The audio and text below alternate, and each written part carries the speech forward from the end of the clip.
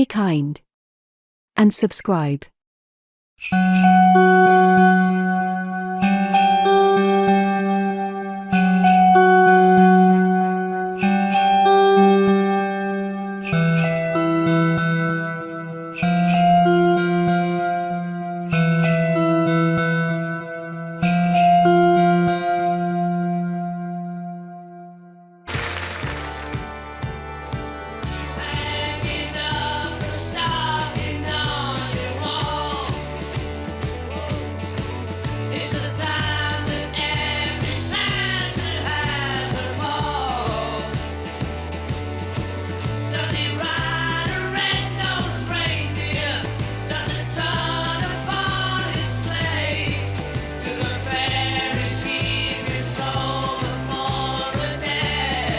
Welcome on Bienvenue, welcome to the United Nations of Horror. We're your hosts Mark and Jason. Hi Jason. Hey Mark, how's it going?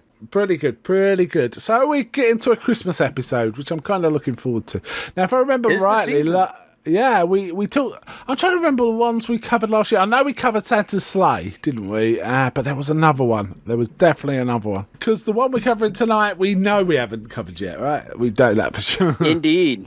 Because it came out in 2022. It came out about the time we recorded the last episode, but we already sort of watched and talked about Santa's Sleigh, so we didn't pick this one up. But I believe we both watched it that year. So we watched this a year ago. Did.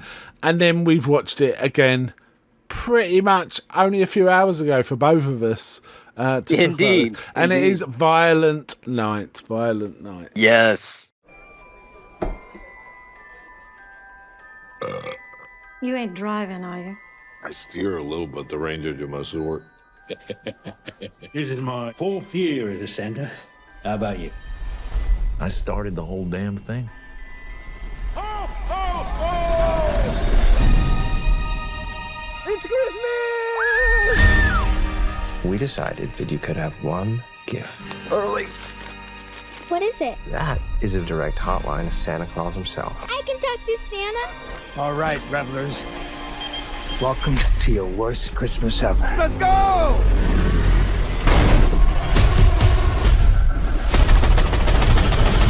You have $300 million in your personal vault. That's what I want for Christmas.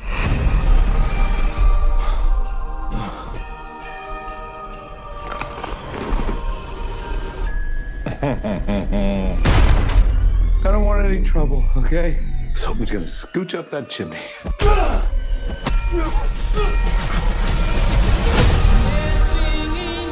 Who is he? Because it's not your typical mall Santa. Santa, are you there? Daddy said you were very busy tonight. My name's Trudy Lightstone. Are you gonna help us, Santa? Yeah, Trudy. Santa? You're on my nice list.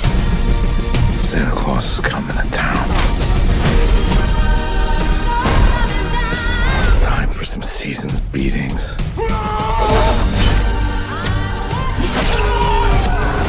Who the hell are you? Boss, what if he really is the There's real... no such thing as Santa. These bad men, they're all on my naughty list. Naughty. That's naughty! And what do you do to the naughty ones? I give him a lump of coal. Where is it? I gotta watch. I believe in you, Santa.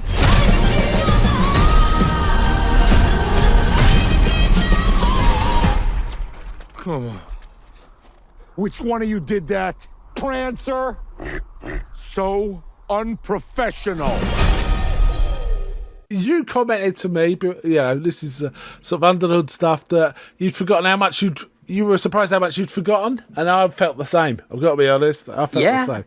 I think because maybe we watched a lot of other Santa violence kind of films. I think you may be right. We kind of might have mixed them up a bit because this is kind of tonally, in some ways, very similar to Santa's Sleigh. Yeah, in some ways. But this is more die-hardy than Jason. Absolutely. Let's put it that way. Whereas Santa's Sleigh is more like Santa's a cold-blooded killer that loves it, whereas this is more Santa's more like John McClane. Yeah, that is such a good comparison.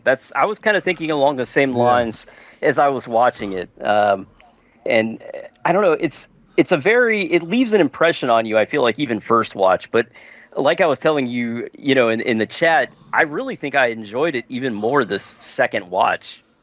So did I. Yes, absolutely correct. Yeah, that's exactly what I did. And I have to tell you, while I was like searching for some stuff about this film, I did find there's a Grinch-based horror film that I think maybe next Christmas we need to cover. It's called The Mean One. It's probably terrible, but it is basically they're definitely riffing on the Grinch as the. In fact, I believe the bad guy is credited as Grinch. How about that? So, so there you go. So we cover that sometime. Anyway, Violent Night. Yeah, I did post about asking for feedback about this movie or horror generally around your Christmas time or non-horror. I basically left it open. I basically said, tell us about Violent Night or Christmas or horror 2023 or anything else and let us know. So shall we do that first? Yeah, I mean, I should mention we're kind of going to spoil this film, but it's like someone spoiling Die Hard. Who cares? Right. It's still going to be great either way. yeah, or John Wick or something. In fact, I think they put on the poster from the producers or the makers of John Wick, so they kind of tried to buy into that market as well for this, and that's fine. That's the kind of thing it is, so that's fine. Yeah. Anyway, right, here we go. So first one was from John Sauder, who says, Christmas can be the creepiest time of year. I always like to listen to readings of M.R. James around Christmas. So do I. And I really like some of the TV stuff about M.R. James that's on. In fact, I've covered it in my own podcast, the Anthologic podcast. Every year I try and do something. In fact, I've covered all of the famous BBC Ghost Stories for Christmas, because those are like that, the benchmark of TV Christmas horror. And they're me. So good. The ones I've seen, I haven't seen they are really nearly good, all of them, but I really, what I have seen, I've liked quite a bit. Right, so yeah, I finished the classic era, the 70s era, and I've done a few other things in the 80s.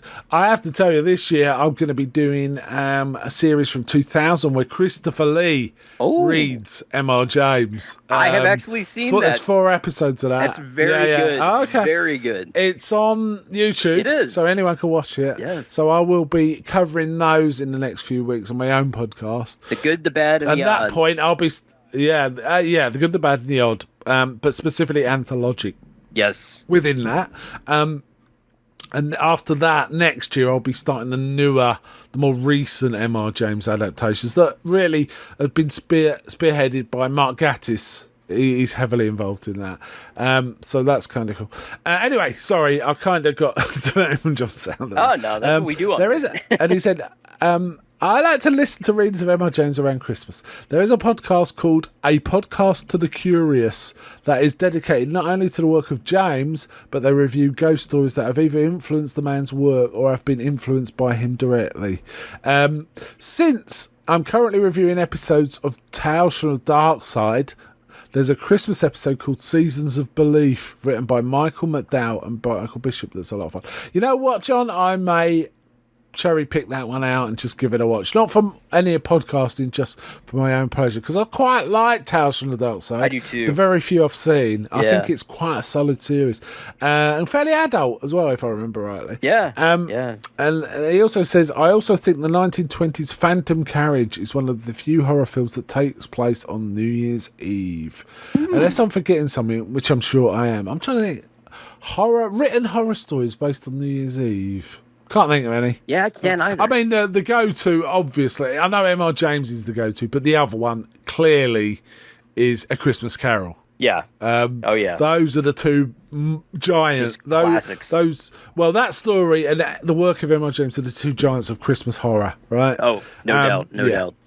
Yeah, and I'll certainly be watching some Scrooge-based films this Christmas as well. I love a bit of Scrooge. None of my family really like Scrooge stories, apart from Scrooged. They're quite Muppet Christmas Carol, of course. Oh yeah, you gotta love those that one. two are fine, but no one else particularly liked. I watch like really old versions of Scrooge and TV versions of Scrooge. There's a few stinkers, but most of them are pretty good. I tend to like all that stuff too.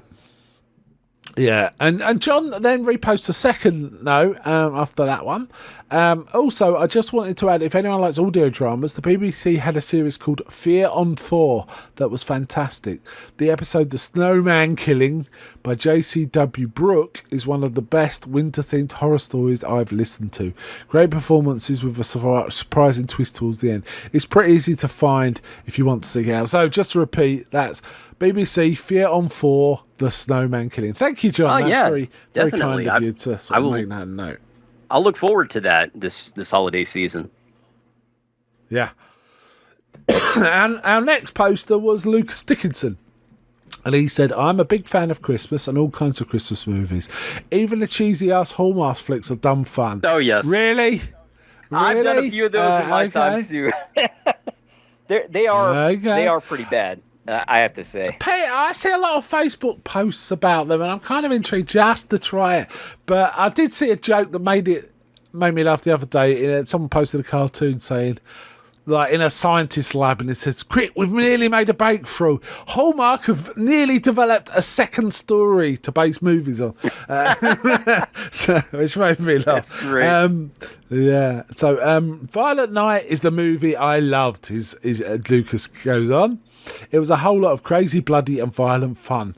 I don't know why any action or horror fans wouldn't like it. No, I couldn't see why they wouldn't like it, really. Yeah. Another recent holiday film I loved is Fat Man, starring Mel Gibson and Walton Goggins. I haven't seen this. I haven't either. I was kind of aware of it, but I haven't seen it. It deals with a spoiled rich kid hiring a hitman to kill Santa after getting coal instead of the present he wanted. The acting is top notch, which is a great blend of dark humour. But that might be one we need to do next year. Yeah, Fat Man. That sounds like a lot of fun. Yeah, it will be a great double bill with Violent Night. You know what? We might just do Violent Night again.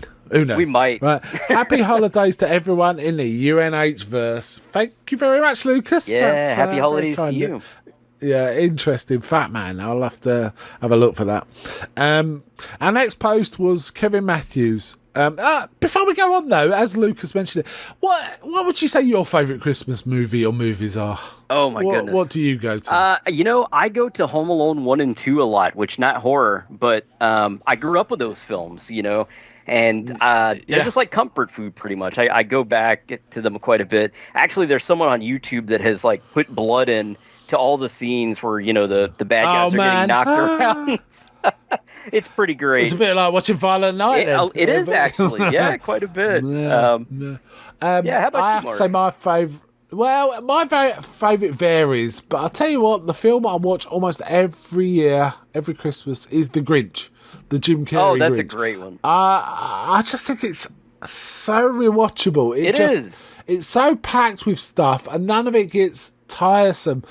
And even though it's Jim Carrey for 2 hours, it doesn't get tired. I think that the fantastic makeup really, it's just so seamless. You don't even think about it after 5 minutes. Yeah. But he's but it allows Jim Carrey to come through it. That's the amazing thing, how much Jim Carrey there is coming through that. Some of the CGI is a bit ropey, like the things running around his teeth, for example. But the actual physical makeup, practical makeup, is really good. And the whole realisation of Whoville. But I really like things like Christmas Story. That's a classic. Christmas Vacation, I really enjoy every year. That's a classic too. Muppet Christmas Carol, there are a lot. There's a lot. I watch a lot of. I think the one that makes my family roll their eyes the most, except my wife, weirdly. The kids don't like this and they think it's stupid, but I really, really enjoy it. So it's kind of a guilty pleasure because I know they don't really like it, but I don't care.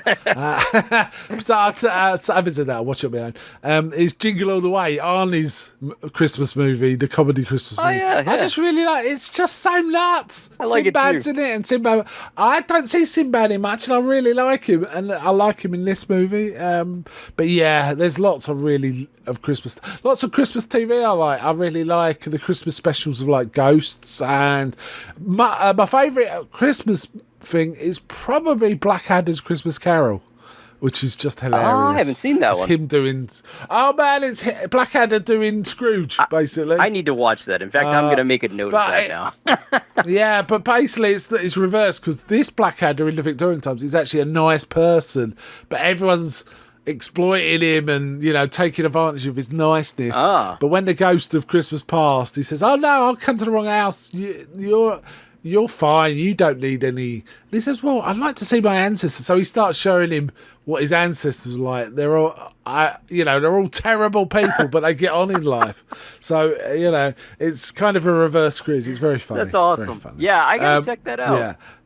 Yeah, there's so many good, not just movies, but as you say, television. You know, I feel like most long-running television shows end up having a Christmas special, if not every year, at least a couple, right?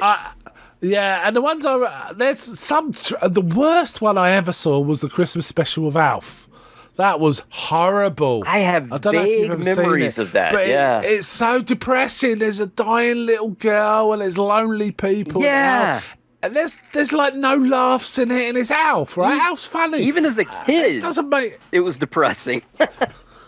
Yeah, that's a weird one. But I watch almost every Christmas special of Married with Children because I just like Al Bundy getting annoyed, and the one where Santa parachutes out of the sky and lands in their backyard is hilarious. Yeah, absolutely. I mean, I love Married with Children, period, but the Christmas specials are just extra special. Yeah, they're gold. They are gold. They really are. Yes. Yeah, and I was quite like the Futurama Christmas specials too, which I might talk about here actually. Yeah, when we get into the movie. Absolutely. Okay, to go on, we got our last post is from Kevin Matthews, friend of the show. Hi, Kevin. All of these guys are friends of the show. Indeed. Say. Thank you guys for contributing. Kevin Matthews, yes. I really enjoyed Violent Night, helped by the fact that I managed to strike just the right tone. I tentatively recommend the new one. There's Something in the Barn. Never heard of this, so that's interesting. I'm going to make a note of that. Yep, so basically, we've got Fat Man, we've got The Mean One, and we've got There's Something in the Barn now. Indeed. I might just get these down and watch them this Christmas just for a change. Yeah, same here. To people who want some elf carnage, and there's so many others that are well worth your time. Yeah, I mean, we did discuss Krampus one time, didn't we? We did. We discussed Black Christmas. The other one that's kind of interesting is one, and I think it's Norwegian, called Rare Exports. That is kind of weird and interesting. It's kind of a horror action film. More horror than action, I think. That one's interesting too. That's quite old now, though. Here we go. There's just something about the use of the festive decor assisting creative kills and the imagery of blood on the snow that makes Christmas and bloody horror as good a fit as Christmas and fireside ghost stories. Special mention to that incredible opening sequence of Santa's sleigh, the one that has Bill Goldberg as a mad Santa who massacres a bickering family, headed up by James Caan and Fran Drescher while they sat around their Christmas dinner table. Yep, very memorable. And I remember watching it thinking, is that James Caan? That guy looks just like James Caan. It was like, how is James Caan doing this? But yeah. That's a wild I mean, that shares a lot with Violent Night. I think the creative use of Christmassy things for kills, they share, right? Santa Sleigh has lots of those, as does Violent Night. So yes. So yeah, thanks guys. That's very helpful. Thanks so much. You guys mentioned two things, Fat Man and There's Something in the Barn that might be worth a bit of a look. Yep, absolutely. And I threw in The Mean One, but I've no idea. It's probably terrible, as no one's heard of it. But yeah, we'll see. Right, okay. Finally, Violent Night. So this was made last year, 2022, directed by Tommy Wirkola, written by Pat Casey and Josh Miller. And here we have a legitimate, real Santa Claus. Mind you, it's true of Santa Sleigh, played by David Harbour. Basically being angry at Christmas, but kind of getting his mojo back. That's what the through line of the film is. Indeed. And belief. So in many ways, it shares things with Elf. It's about belief and believing in Santa and stuff like that, but way more violent. So this feels like someone took Die Hard, Home Alone, put them in a blender, and came out with something. That is very accurate, Mark. As a kid, I remember my mother had these like figurines of Santa, and as a kid you're always playing with toys, and I always thought, man, it would be cool if they made like Santa into some kind of like superhero. And this is like almost like wish fulfillment for me anyway, because Santa is not only like I guess you'd call him more like an anti-hero, right? Than a hero. Yeah. But he's a badass hero in this. He's really cool. He's got the same trajectory of, say, Rick in Casablanca, in that he's fed up with the world, he's cynical, but something makes him get his mojo back, makes him realise what he does is valuable, and he can do something that changes things rather than trudge on. And he's kind of happy. What did you think of that opening scene? With the bar, and then of course when he takes off, and the lady tries to follow him. That did make me laugh. That was supposed to be England, right? It was London. Yeah, that's what they said anyway. Yeah, because the man was doing.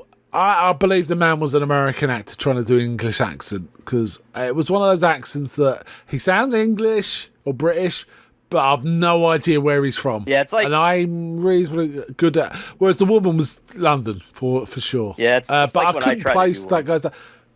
Yeah, it's a bit like that. Terrible. So I think he was an American actor, but I think the bar lady was English, or she was good at English accents, one or the other. Yeah, and it's funny, and that kind of sets it out, because if you think about it, England would get Christmas before America, wouldn't it? Absolutely. Because of the time zones. Yep. So that kind of makes difference. But I did laugh when that set it out really. Him getting drunk in the bar, going on about how the kids are all greedy and getting really angry. The bar, the other Santa who comes in. This reminded me of Married with Children, because there's an episode where Al is a Santa and he goes in a bar full of Santas and they're all moaning and like they want to start a fight with the guys that are doing it as volunteers. So hold me back. It's a bit like that. So, and this guy, it's like, yeah, I hear you. And he goes, but when you see their faces, it's all worth it. And Santa's like, give me a drink. Yeah.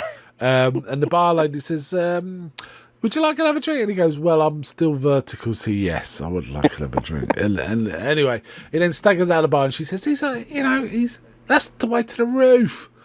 And she goes up and he flies off on his sleigh, and she can see it. She's all happy and joyful. Then he throws up on her. It's right on. I gotta say, this just... it had me rolling, that first scene, because I didn't expect it. It's so gross. It is Don't really eat when gross. you're watching this film. But it's so funny. It's like, you just, I was trying to describe this to my brother the other day, and even he laughed when I told him, he was like, oh man, that just sounds so terrible. But yeah, it's an unexpected What did you laugh. think of the cast generally, do you think? What did you think of them? I really thought they were all perfectly cast. I enjoyed everybody. They were good casting, wasn't it? Yeah. I really liked John Leguizamo in here as the bad guy. I think he was really good. Oh, gosh, Beverly D'Angelo, it's always nice to see her, but she's had probably one bit of work too many, I've got to say. She did look like Beverly D'Angelo when I first saw this film. I did not recognise that, and then the voice is like, that voice sounds really. Oh my goodness, it's Beverly D'Angelo. She's the matriarch, the mother and grandmother of the family. But yeah, good casting. I liked.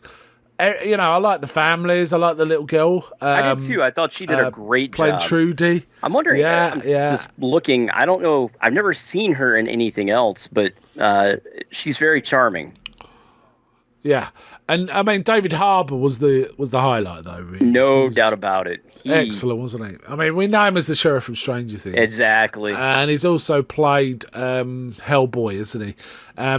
But this is really good. And I have to say, I feel, you know what? I was watching this, I thought, it reminds me of... There's one scene where he's kind of grimacing. I thought, he reminds me of someone, and then I realised who it was. John Goodman. I feel like he's got a bit of the John Goodman vibe. I could see that, yeah. Yeah, and it made me laugh because John Goodman plays Santa in Futurama, doesn't he? Ho, ho, ho, you've been naughty. All that. That kind of made me laugh. That's a great episode. Actually, there are two episodes with the robotic Santa, the evil Santa, right? I think there's three now. Are there three? I think there's three, or maybe even four. They've done some later ones, haven't they? So there's definitely two that I've watched on rotation. Where Bender has to help him, and things like that. Oh, it's so good. Yeah. So essentially a very rich family. Kind of the... Well, a man and his wife, who they're obviously separated, and their daughter Trudy are going to his family home to see everyone. Now, the grandma's played by Beverly D'Angelo, and we also see this man's got the man is called Jason Lightston, and his wife Linda, and Trudy, their daughter, and they're going to their mother Gertrude's mansion. They're super rich. The woman is super rich, basically. And in addition, we meet his sister, her other half, who's like this vacuous actor type, and her son, right? Oh man, it's just such a messed up family. People, mostly. Yeah. It is kind of Married with Children, right? Except on a rich level, like rich Married with Children.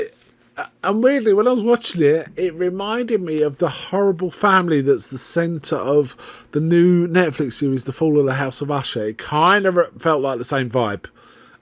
Super rich family just being horrible to each other. And it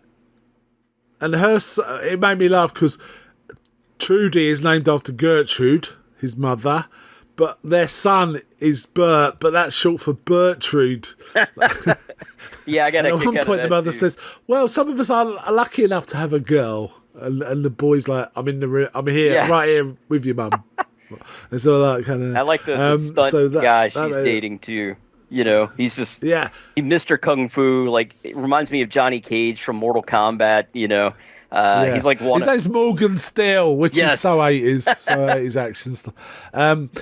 It just made me laugh. We see the grandmother basically chewing someone out on the phone, like really foul language in front of a senator, right? And then at the end she goes, "Yes, okay, Merry Christmas, Senator." It's like, wow, all right, okay, we got the measure of this woman. And it's like they say, "Oh, how's my favourite granddaughter? How are you, Gertrude?" And she says, my friends call me Trudy." And she looks at her son, Trudy's father, and says, "That name makes her sound like a whore." Yeah. And it's like, man. Yeah, thanks, Mum. And he goes, "She doesn't understand what that means." Of course she does. Right. People always think kids don't understand stuff, and I'm like, oh, yes, they do. But then we see Santa on the roof, still kind of drunk, and doing stuff. And I'm trying to remember how it plays out. I can't quite remember. I know that the gunfire scares the reindeers off, but I can't remember exactly how it plays out. But he basically also the son, a group of. I mean, it is very Die Hard 2. It reminded me of Die Hard 2 more than anything. Yeah, big time. A group of mercenaries have arrived to take the family hostage and basically take all the money in a personal vault, which is $300 million in a personal vault they got in the bottom of this building. And it's all. And the head of it is John Leguizamo, who calls himself Mr. Scrooge. Now, all of their henchmen have got different names. There's Tinsel and I'm trying to remember, Gingerbread, Candy Cane. Yeah, Candy Cane. They've all got code names, a bit like, I don't know, Reservoir Dogs, where it's colours. They've got Christmassy names. But Mr. Scrooge is the head one, right? Indeed. Which I thought was great, Mr. Scrooge. Yeah, and it's John Leguizamo, who is terrific. I really like him. We don't see him in much, but he's always delivered. Yeah, it is good in this. He is just the perfect bad guy. Like I say, I feel like this movie was perfectly cast. They did a great job. Everybody is very memorable and distinct. Even though it's quite a large group of villains. You're going to remember all these distinct, guys. Aren't they? They are distinct. And it is funny because they are dressed up in Christmas stuff the whole film. Indeed. Which makes me laugh. Like as Christmas soldiers, like a Nutcracker soldier, this, that and the other. And there's one in particular that always makes me laugh because he's just crazy. He's clearly... Yeah, I'll do it. Oh, yeah. Wearing this anyway, crazy one hat. of the mercenaries, Tinsel, finds Santa and thinks he's just one of the party, and they start fighting, and they basically, at one point, Tinsel fires his gun through the roof, and the reindeer fly off. Yes, that's it. Yep. But they kind of, what happens? They fall off through a window, right? They do go through a and window, we see and he goes through a tinsel spike impaled through the chest. Yeah. Is it an icicle or is it a decoration? It's a decoration. I think right? it's I thought it was a like decoration. Maybe. Yeah. It's too big to be a real icicle. I mean, it looked like plastic as well. The violence. And Santa's like, yeah. The violence. It's bloody. So over the top, and it's just like you mentioned John Wick earlier, Mark. It's totally like John Wick. Very stylized, very fun. I loved it, but certainly not for children. No. So essentially, Santa's now stranded. Yeah. And he basically is like, "Oh, I'm out of here," right? And he starts making his way to leave. But then he looks through a window and he sees these family held by hostage, and he's like shrugs. And he's about to turn away, but then he notices, and it's really well shot. He looks through one window, which is slightly frosted, steamed up, so there's a halo, and he sees Trudy's face. So a child is in trouble, and it's like he can't leave. Then, right? He can't leave, knowing that exactly. So what happens next? So he basically decides to rescue, and he starts kind of making his way through. And then he meets another mercenary, and there's this massive fight, isn't there? A really big fight. Oh, this second mercenary is called Frosty. Yes. Good and memory. There's lots of fighting with Christmas stuff, isn't there? There's candy cane whooping, and they do some fun stuff with Santa's sack. Like, at one point, the guy tries to stab him, and he holds his sack open, but the sack is like an infinite void, isn't it, of all the presents. So when his hand goes in, nothing happens to Santa. That made me laugh. That was kind of funny and clever. I thought so, too. Right? You know, it's even... I like how Santa's like, even I don't know exactly how it works. It's Christmas magic, you know? Yeah, it's Christmas magic. I don't know how it works. It's kind of... He has to be... He's still drunk at the beginning of the film. He does sober up as the film goes on. But he then gets bloody... And they never clean him, so he's constantly for an film. Yeah, got a bloody beard and moustache, around his white beard. That made me, and his whole front is. He reminded me of that bit in Trading Places where Dan Aykroyd's like a Santa, and he's kind of totally down at heel, and it's a filthy costume. Yeah. And it kind of reminded me of that. Yeah. I mean, blood, dirt, everything. He definitely gets nasty in this film. Yeah. Meanwhile, and this is a bit controlled. Trudy's got a little radio his dad gave her that says she can talk to Santa, and she starts to try talking to Santa. But Santa, Santa does find the radio and actually starts talking back. And so again, a bit like Die Hard. In fact, isn't there a bit in the fight with Frosty where he's trying to get weapons? It made me laugh. He was trying to find weapons in the presidency. No one wants a sword or a Molotov cocktail anymore. I thought that was funny. And he pulls one out and he goes, Die Hard Blu-ray. I think that's a nod to Die Hard, clearly. A lot of nods to Die Hard and Home Alone and many other Christmas films as well. Which is another reason I think it works so well. It does pay proper homage. Yeah. Yeah, so we also kind of see at one point he does a Rambo-y thing where he's been injured and he's sewing himself up, but he's topless, but he's covered in these tattoos, isn't he? Yeah, I thought this was really cool, creative, and kind of different, Yeah, and they were like runic, and it's also right. So this is some sort of Santa's a Celtic thing, but then we actually find out he was a Viking raider. Yeah, we even get flashbacks, which. Yeah, we get flashbacks, and he's got like a hammer called Skull Crusher is his weapon of choice. And he regrets it. He says, "I was greedy and wanted money. I was greedy and I didn't care about people and I wanted money." We don't get the full backstory. It's not connected, but it's enough to know. Oh, this is the place he came from. So, and again, Santa slays like that. We found out in that Santa sleigh comes from like the predicted first apocalypse at the end of the last millennium, 1000 AD, and it's kind of linked, and there's a kind of hint that there's also a hint that him and Mrs. Claus aren't getting on anymore, right? which I think might. Apparently, there's a sequel in the works. I hope, and I think that might feed into the that's sequel. what I'm hoping. Right? I hope we get more of this. There is a sequel in the works. That's going to be awesome. Because I'm fascinated by this backstory. We've seen kind of Santa as an action hero before in some other films, and they sort of delve into his past a little bit. But I feel like really this is the best it's been done in any cinematic. Oh yeah, piece. this is really good. Yeah. Yeah, this I think is going on my yearly rotation. In fact, yeah. I decided that last year, which is why I'm watching it again this year. Yep, me too. And I feel again, when we watch it again in a year, we'll find even more to enjoy. I feel the same. There's just lots of little touches. Yeah, it's very rewatchable. Like a Die Hard again, or a Home Alone, or any of those great Christmas films. Yeah, and it's got massive nods to Die Hard, particularly Die Hard 2, in my opinion. Yeah. Some of the imagery looks quite a lot like what's in Die Hard 2, and some of the imagery looks quite a lot like what's in Home Alone. But how villains get sorted, we see much more graphically. Oh yeah, big time in this film, right? Yeah. Yeah, I mean, people's done analyses, isn't it? If you had some of those things happen to you that happens to the guys in the Home Alone, you'd be dead. Yeah. A paint pot in the face at that speed would kill you. Yeah, you don't survive that, but but it's a movie. And things like that. I mean, the violence it's comical, but it looks really good and really brutal. So, there are things that will make you be like, oh, Oh, yes, there was things I'd forgotten about, particularly the little girl involved. It's like, whoa, man. I did too. And I'm, as I'm rewatching this, I'm like, gosh, how did I forget this? This is great. I remember enjoying it, but I really did, as I said earlier, I think I enjoyed it more this time than even the first viewing. Yeah, and Mr.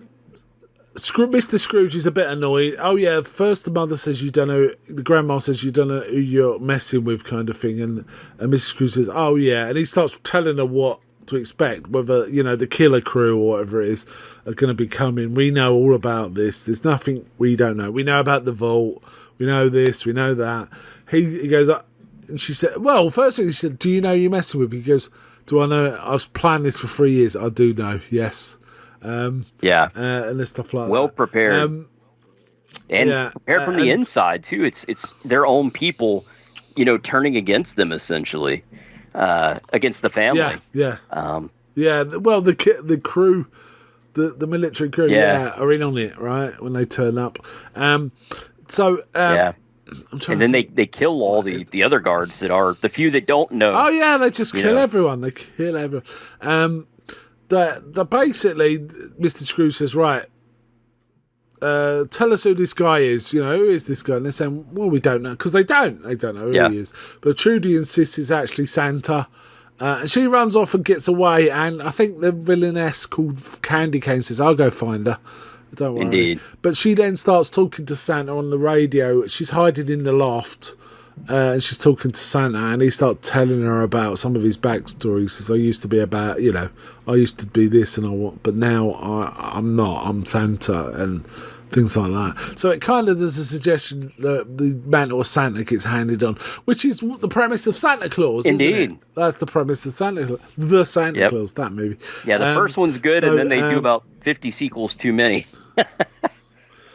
Yeah, I've only seen the first two. I stopped after that. That was smart. Okay. They're okay. They're not on my rotation. I will watch them now and again, but they're not like something I watch every year, for sure. But they're fun. They are. So he starts going, right, we're going to have to start torturing people, and they get the son, who's Trudy's father, and find a nutcracker thing and put his finger in the nut breaking bit and something. I don't think it hurts him permanently, but it hurts. It looks rough. And then Mr. Scrooge says, we're doing this half-assed. He goes, let's do it properly. A nutcracker's a nutcracker. And they get a giant one. He says, right, put one of his balls in here. And Candy Cane's like, I'm not doing that. I'm not touching his junk. And he goes, but I've seen you scoop out people's brains. He goes, I'll scoop out his brains, but I'm not touching his junk. Yeah, that was funny. And then the other villain who makes me laugh the most, because he's just out of it, he kind of reminds me of a Bill and Ted kind of character. Yeah. He says, I'll do it. I can't remember what was his name? I can't remember. I know. Was it Gingerbread? That may be him, yeah, because he calls him a sociopath, the lead guy, he's Mr. Scrooge. Yeah. He's like, get the sociopath. Let him do it. He kind of reminds me of Alec. Is it Alec Baldwin? The Baldwin that plays Jane in Firefly. He reminds me of him. Yeah.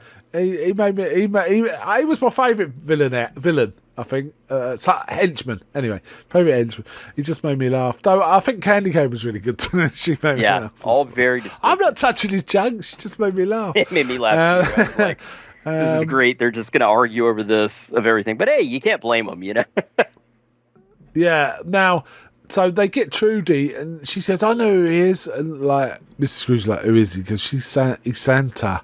And they start getting the villains start getting all friendly, and Jason, her dad, sort of says, "I'm sorry, there is no Santa. It's just some adults tell kids to make them feel good."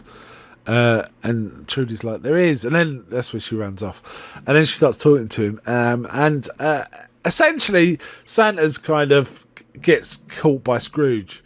And we get a monologue, which is kind of silly, but it made me laugh, of why Mr. Scrooge hates Christmas, because his father got laid off one year. And all the people around them were celebrating. They couldn't have anything. He snuck into the house accidentally, he says, or not, No, well, basically he says, no, maybe I did do it, but you kind of tell he didn't, and it made his life go bad.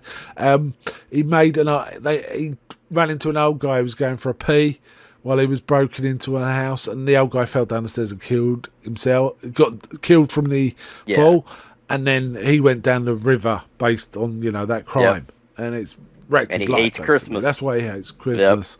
Yep. So we get that. I thought it was an okay explanation. It worked for this film, but it is a little silly. It was goofy. Yes, goofy it was for goofy. sure. And why would he tell that to everyone as well? That was really the thing. It's very Die Hard like that whole conversation or monologue. But Santa's starts talking to the villains in their real names. He goes, "But Jimmy, what?" And he says to one of them, why? No, Gingerbread's the big Norwegian guy. Oh, is he? Okay. I'm looking at Wikipedia.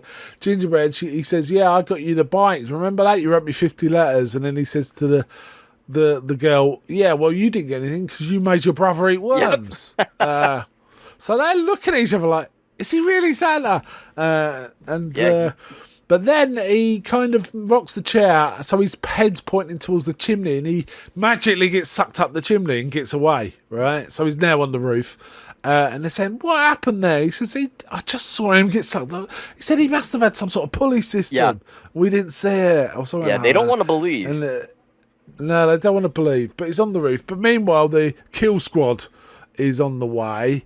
And we see Morgan Steele, the goofy actor. Oh, no, hold on. Mr. Scrooge makes them give each other presents, doesn't he? Oh, yeah. Start giving each other presents. And Morgan Steele gives Gertrude, the matriarch, basically a pamphlet about investing in his latest film. Yeah. That's his gift. I thought that was quite funny. And she obviously does not like it. She's not thrilled. She doesn't say a word, but then she gets Jason's present, which is a whiskey and a card, which he reads and puts away. And the sister's like, what was in that? And it's like, it's between me and him. But we do find out later that it was a note, and Jason says that was meant for Christmas morning. Yeah. That it was a note saying, "I've stolen all the money and I'm never seeing you again." Yep, right? Indeed. Because when they get in the vault, it's empty, and they want to know why. And it turns out Jason has got in there, taken all the money and hidden it with the intention of leaving in the night, without telling his estranged wife any of this. Was he going to just wake her up in the middle of the night and say, "Come on, we got to go"? I think that was sort of his plan. But it sounds like his mother. I mean, she definitely seems like the very demanding type. Is kind of treated everybody like crap over the years, including him. Terrible. And we get a bit of backstory later on, don't we? Her own parents were like that, so she thought she had to basically be hard to wrestle the company out for her own father. Right. And that's how she's been ever since. We get a bit of that. Yeah. She does lighten up slightly. She does, yeah, I agree. Yeah. So, but also the kill squad turn up, and Morgan Steele, who has basically beats up the henchman we like, kicked him in the balls, really, jumped for the win and run away. And they're saying Morgan's going to get someone to rescue us. And Gertrude's like, Morgan's left us here. Yeah, he just like turns and runs off. I love the look on his face. And he runs into the kill crew and explains it all to them, and they just shoot him. It turns out they're part of the whole scheme, right? Yep, they're in on it. Which is why Mr. Scrooge is not worried at all about it. It is weird she's got this whole kill squad waiting, ready to go, just in case something happens. That did make me laugh. It's like, how much money do you need to keep a large group of mercenaries prepped, ready every day of the year or whatever? That would cost a fortune. Because she mentions that her own brother was kidnapped, but found by this kill crew, and the kidnappers were never found, intimating that the kill crew just killed everyone. Indeed. That was right. I do like the whole dynamic of Santa's got his little list, so he can look up who's naughty and who's nice. I did too. That was cool. And there's some interest. If you read some of it, there's some funny things. I was trying to kind of make it out. I couldn't really see that part. It wasn't. It was very fast. I like Trudy's one, which is nice, and they had all these things like kind, nice to animals. But there was one bit at the bottom that made me laugh. Invited a weird kid to her own party. That made me laugh. That did make me laugh. Nice. But then he can look up the villains too, and they're on the naughty list and all the things they've done wrong. And John Leguizamo's, I didn't read them all, but it was like murdered his own and this, that, and the other. That was kind of funny. So anyway, but having said that, Gingerbread and Candy Cane think he might be Santa because he kind of knows stuff he really shouldn't. Yeah, they believe. And they saw him disappear up the chimney too. But every time they mention it, Mr. Scrooge gets really annoyed. Says, I know you're stupid, but you don't talk stupid around me. Things like that. Yeah. He definitely has no belief. He's just like, this is a mercenary guy dressed as Santa Claus, pretty much. Yeah. So what happens is Scrooge then... Trudy's in the loft, hiding away, talking to Santa. Santa's on the roof, but the guys the kill squad starts shooting at him, but he manages to go hide in the shed. They don't try and find him. He just goes and hides in the shed. They don't try and find him at this point, but he does find a large sledgehammer, which is kind of his weapon of choice, isn't it? And we see him start doing weird, like, a training montage of what to do with a hammer, kind of, start swinging around like he knows exactly like out of a doing. Kung Fu movie, almost. Yeah. I did like how he was grumpy for the first time, and like getting really upset. He was really upset when the reindeers left him, for example, and just getting peeved at everything. Yeah, he's so perfect in that way. Like, I mean, again, he did the same act pretty much in Stranger Things, and it works here as a grumpy Santa as well. I love it. But he totally changes once he starts talking to Trudy, right? He does. Absolutely change. He's not grumpy anymore. He's kind of on point, and he needs to rescue the Trudy and her family. Yeah. Much like how when he in Stranger Things, he takes on the responsibility of looking after 11, right? And indeed. That dynamic of kids, softening. Kind of grumpy old men, it kind of works. It's a classic. It's a classic. The classic book Silas Marner about a miser who loses his money but then gets a small child to look after, and the act of raising the small child makes him realise what's most important in life. Yeah, and great classic story, and that's kind of reflected in this. It is, yeah. Essentially, though, the kill squad go in to get him, but he's got his hammer. Oh man, and some of the deaths in this. Oh my god, brutal. He's chopping off heads and breaking off legs. And Yeah. It is like with a hammer. He doesn't even know how guns work, and he doesn't care, right? He just he doesn't need a gun.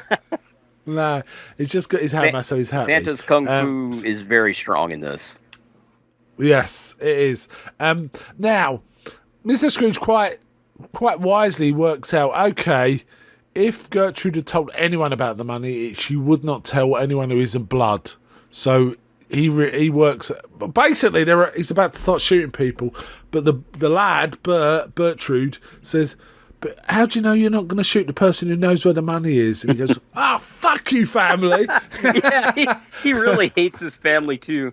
And they are very obnoxious, except for maybe the estranged wife, who is obviously... I think the husband's fine. Yeah, the husband, the little girl's fine. It's the other side that ain't all that, really. Yeah, and of course the husband is trying to get away to save his marriage. John Leguizamo... Yeah, but John Leguizamo works out, okay, I can't shoot it, randomly. He goes, well, he works out that the in-laws are expendable. Yeah. And, of course, Morgan Steele's jumped out the window already, so he's gone. So all that's left is Linda.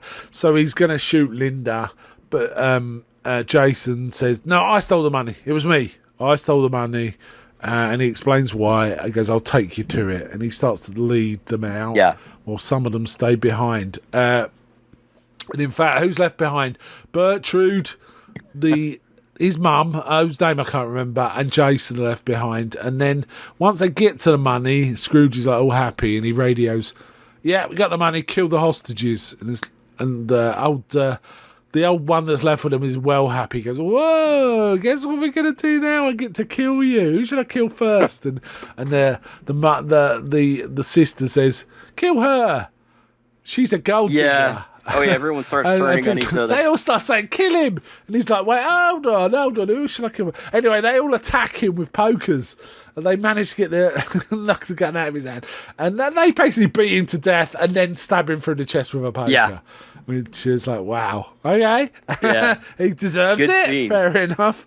And meanwhile, Candy Cane and Gingerbread are... looking for the little girl who they realise is in the upstairs, but they see traps. There's like a now for a step, and he goes, and Gingerbread says, "Now the secret of setting traps is they shouldn't be seen." So he starts to go up the ladder, knowing where the nail is, but what he doesn't see is she's sawn through one of the steps, just like Home Alone. Just like Home Alone. And then he falls through, and the nail on the step goes through his chin. I was like, "Whoa!" That's the bit. It's like, "Whoa!" I went, "Whoa!" This whole part is so brutal and funny at the same time. It's slapstick. And then he falls back. Yeah, and there's also a bed of like nails and screws embedded in something pointing upwards, and he falls backwards and it goes into his arse as well. And it's like, and anyway, they go up to chase the little girl, and she's put glue down again, like Home Alone. Just like Home Alone. And she starts throwing bowling balls out, which hits. Oh yeah, what the hell? He pulls the nail out of his chin, and then he holds it up like it's a telescope, like looking at it, holding it up in the sky. Why would you do that? I don't know. And then a bowling ball comes down and hammers it into the middle of his Oh forehead. man, yeah, brutal. Grim. Brutal stuff. Meanwhile, Candy Cane's looking for the little girl, threatens to shoot her, but Santa arrives in time and sorts him out. Indeed. There is some really brutal stuff. I'm sure there's a bit with the fighting the mercenaries, for example, where he's sucking on a candy cane. You don't realise, why is it? Well, I was thinking, why is he doing that? And basically, he's sucking it to a sharp point, isn't he? And he sticks it in someone's face. That was so cool. That was really cool. I didn't see it coming the first time. We did mention earlier, one of the fights, he throws the Christmas star into someone's eye. Oh, yeah. But the guy doesn't die from that. He dies from when he plugs it in and it sets his face on fire. Yeah, absolutely. Like, what the hell? Brutal. I was like, oh, my God. Yeah. Now, I think there was a kill like that in Santa's Sleigh, you know. I think there's a lot of similarities between the two. I think this is done much better, but I think there are some similarities. Yeah, I've just found, and I've remembered also the name of the villain that I like the most, the henchman I like, is Krampus. He's called Krampus. Oh, yes, you're right, Krampus. Yeah, Krampus. What a good name. Yeah. Meanwhile, they're like John Leguizamo and the head of the mercenary, because all the other ones are dead, they load all the money onto snow sleds and start getting away, but Santa takes chase, and there's a big fight there. But we do see that doesn't Linda... basically, Santa comes in and picks up the gun and says, who knows how to work one of these doohickeys? And Linda says, I used to hunt with my dad. So he just throws her the gun and says, come on. And she's doing covering fire while he's around. I thought that was cool. She manages to get one. She saves Jason, basically, and they kiss. And you kind of, it's intimated, I don't know if it's said explicitly, but Trudy, her wish from Santa was that her parents get back together. Oh, that's right. Yes. So that's kind of cool. Yeah. Happy in there. And so in the end, we have Scrooge and Santa fighting, and it's kind of brutal. Santa's getting properly beaten up by Scrooge, who's like sticking knives through his hand to pin him to a wall and wants to finish him off. But it just happens to be they're in front of a chimney. Of course. Which is a nice twist. Santa grabs him and gets sucked up the chimney. But of course, Santa can go up a chimney, but a human being really can't. And he basically gets decapitated and turned into a torso, basically. Brutal. And then Santa just throws him. I think Santa throws him on the floor and just starts going, ho, ho, ho. Yeah, it's... And then the head of the mercenary puts 4 or 5 shots into Santa, and he goes, I don't know what's going on, but this is the end of it. And Santa's dying on the floor, and he says, this is the end of it. And then we see Gertrude with a gun to his head saying, yes, it is. And shoots him through the head. So that's the end of that. And then we get a scene where Santa's kind of dying, and he's saying, I'm so cold. I haven't been cold in so long. I've forgotten what it was like. And Jason just starts getting the money because they've got nothing else to burn, and starts burning it while his sister's going, he's nearly dead anyway. Why are you doing that? It's still greedy.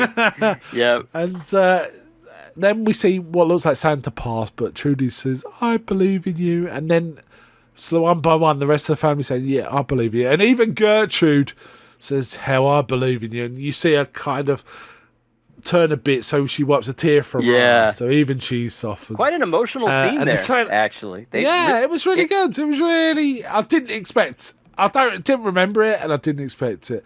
And he kind of just wakes up again through this belief, I guess. Yeah, because they believe. But you were dead, and he goes, Christmas magic.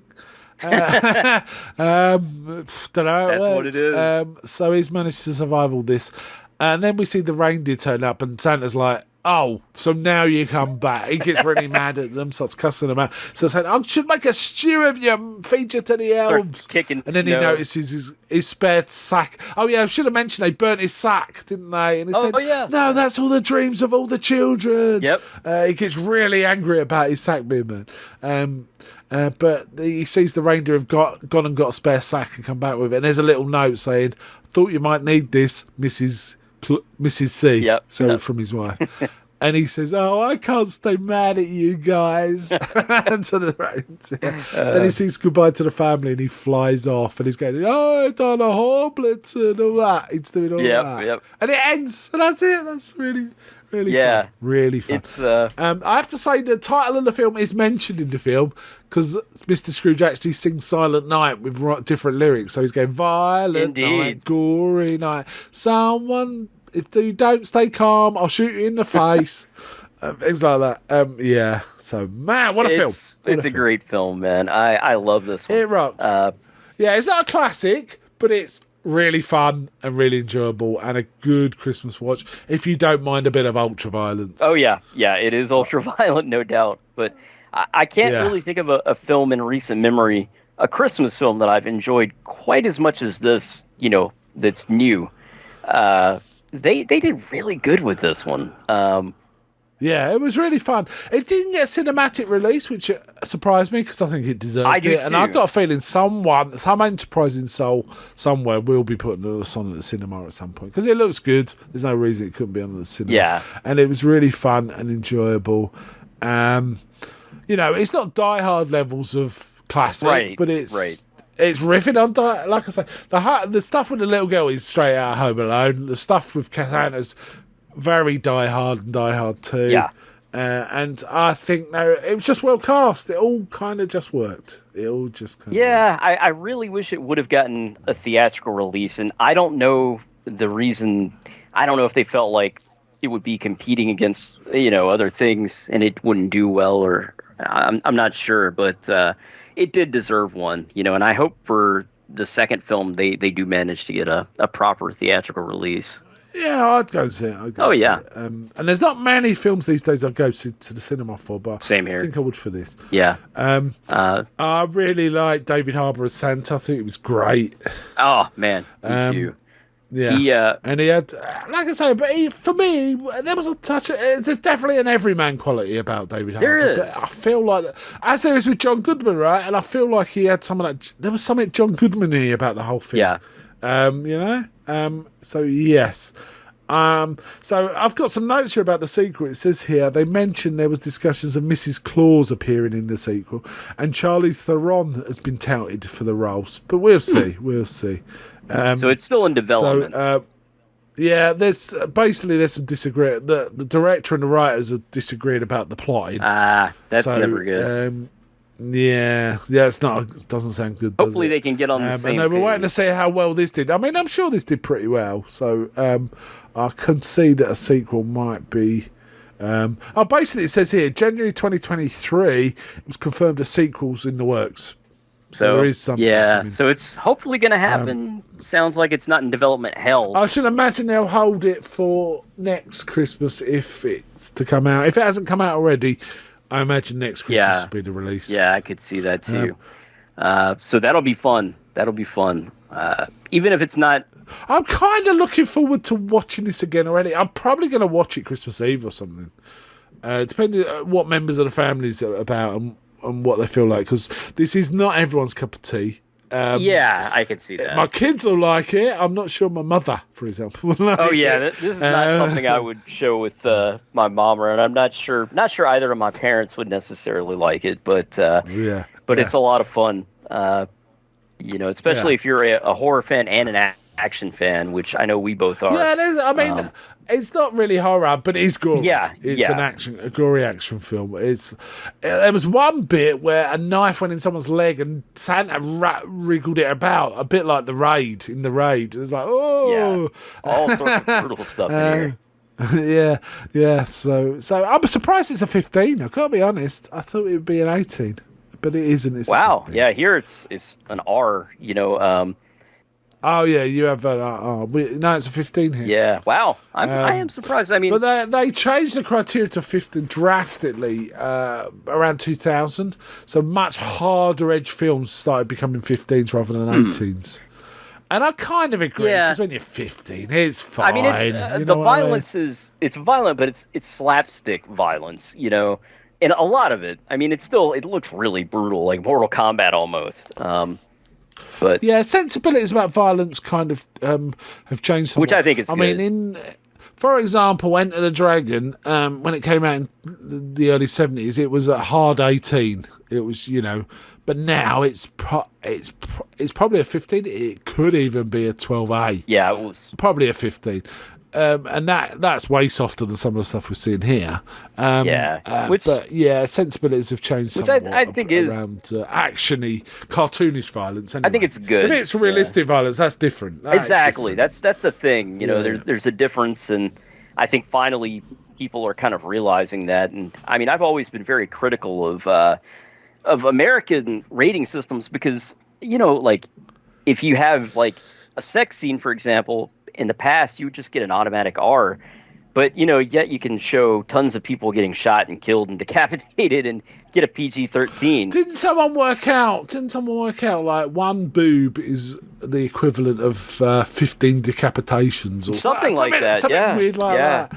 It's like, I mean, in Europe, not necessarily so much in England, but in Europe, that nakedness is not a big deal. Yeah. In cinema. And in Britain's kind of that way. I mean, we see fairly graphic stuff just on the TV, TV, you guys. And we have had for years. There's a watershed after 9 o'clock, it's okay. Right. As long as it's not the whole thing, as long as it's got content. Exactly. But yeah. So I used to watch Hammer films when I was a kid after 9 o'clock. That's awesome. That's awesome. Yeah. I mean, here, TV had so much censorship, but now things have changed quite a bit with streaming. I don't know what the rules are for the streaming networks. You know, I'm sure they're probably different than, say, Netflix. I don't think there are any. I don't know. I think they're HBO rules, aren't they? They probably are, yeah, you know. Yeah, which is anything goes pretty much. as long as it isn't graphic. Pretty much, you know. Yeah. But, I mean, I think it's a good thing, you know. Right, shall we, any final thoughts and shall we rate? let's rate this. Do you want me to go first on this one? Yeah. Okay. Yeah. I love it. Absolutely love it. I think it is going to end up being a classic in the future, to be honest. I think, you know, give it 10 years. I think it's going to be on people's rotation list quite a bit. So I would, believe it or not, I don't do this for many films, but I am going to give it a 10 out of 10. Or a wow, a wow! score. Didn't expect that. Wow. Yeah, or okay. if we're going by you know the 5 I points, have to say 5 out of 5. in terms of Christmas movies, recently, it's only this and Krampus that I think has been really good Christmas movies. Actually, in recent times, I can't think of any other recent Christmas movies that I think that's terrific. That is terrific. So yeah, I wouldn't go that high. I'm just going to say a 4. 4 out of 8, I should say, out of 10. Sorry, I'm so used to 4 out of 5. Well, we now, always say we're going to do the 5-point rating, and then we go back. And we never 10. do. We're terrible. Yeah. So I'm going to say 8, but I do believe over time that score may go up. Yeah. It really depends how much rewatching I do of it. Yeah. And how much I enjoy those rewatches. But I have to say, this is better than I remembered it. I think I had it conflated with Santa Sleigh somewhat. Now, Santa Sleigh's fun and you know, short, thankfully, yeah. but it's not well acted. Well, certainly some of it isn't well acted, and it's just not in the same... This has got a proper polish and finish and makes sense. The script's interesting. The backstory's interesting.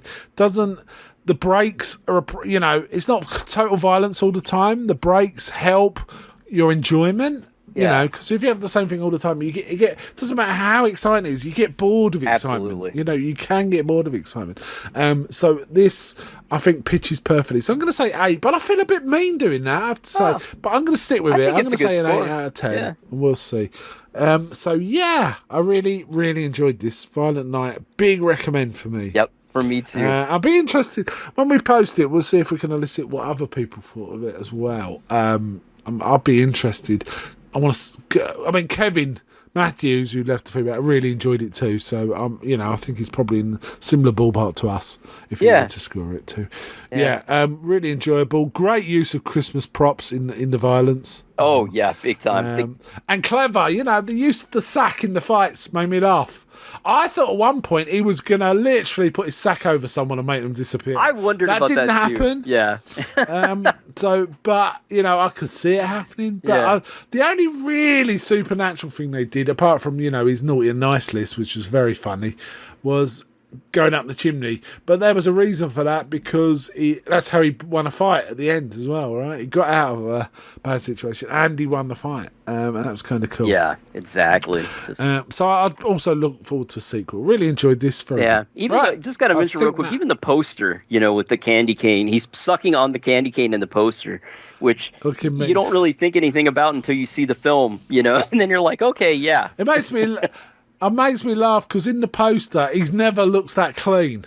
The poster, he looks way cleaner than he does in the whole thing. Yeah. Even the beginning bit where he hasn't had a fight, he's drunk in a bar and his beard looks scruffy and dirty. Yeah, that's so true. You know, but in the poster, he actually looks, his hat's clean, and that's not a thing in the film at all. He's kind of, I really think it's interesting because I'd forgotten the whole backstory. So when we saw him stitching himself up with all the runes on him, I was trying to think, are they kind of saying he's a Celtic thing, you know, like Halloween was?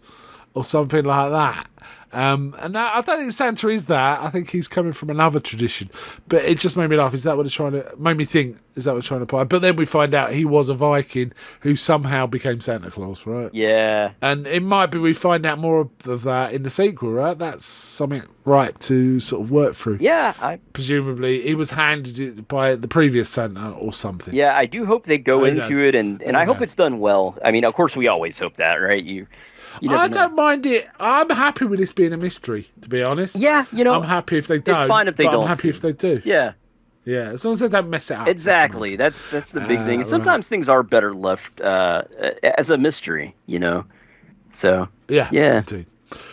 All right then. Shall we close? Would you like to take us out? Yeah, let's do it. We just want to wish everyone a very Merry Christmas, Happy Holidays, and a Happy New Year.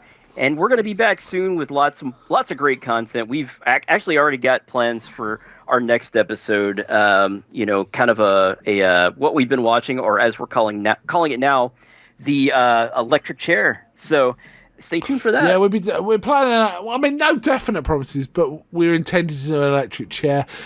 For our next episode in the new year, probably we'll do that, and we'll elicit some feedback because we'd like to know maybe everyone's thoughts on what they thought was stand out or notable in 2023 as well. Yeah. So we'll see. Yeah, I'd also like to say Happy Christmas to everyone, Happy Hanukkah, Happy whatever God you worship, whatever that version is, and even all you heathens and atheists. Yes. Happy holidays. We love everybody here at UNH. We don't care what your belief is or isn't. You guys all rock, and we really appreciate everyone listening, and also just everyone who takes the time to give feedback and ratings. And I mean, I know everyone's very busy with life, in general, and for people to even take the time to do that for our humble little podcast here, it's really appreciated, and it does not go unnoticed. So thanks to everybody. Yeah. And Mark, thanks to you, man. Yeah, thanks to you, mate. It's been. I'm glad we've managed to pick up from where we were a while. When life was just getting in the way of us getting out anything regular, but we've kind of pulled it back now. And I specifically also, I'm sure you'll join me out. Specifically want to wish Happy Christmas to Becky and Ryan. Absolutely, yes. In particular. All right, then. So, bye from me. Bye from me. And we'll see you next time, right here on the United Nations of Horror.